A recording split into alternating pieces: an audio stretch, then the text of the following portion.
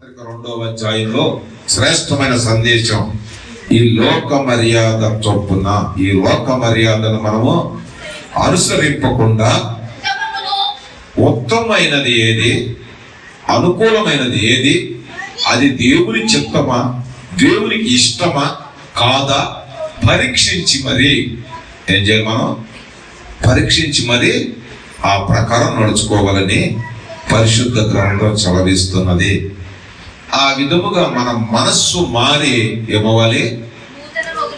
నూతన మగునట్లు రూపాంతరము పొందుడి. ఇదను మనం ఇలాంటి వాక్య ధ్యానాంశము రూపాంతరము చెందుట. మనందరము కూడా రూపాంతరము చెందాలి. ఆ చెందే నేపథ్యంలో దేవుడు చెప్పుచున్న మాట ఏంటంటే, అది ఉత్తమమా కాదా, ఒకవేళ లోకానుసారమైనదా వాక్యానుసారమైనదా కొంచెం పరీక్ష చేయండి అంటారు. పరీక్ష చేయడానికి మనకి ఎలా ఉంటదంటే, మనము ఎన్నుకున్న మార్గము మనకు సరిగా ఉంటది.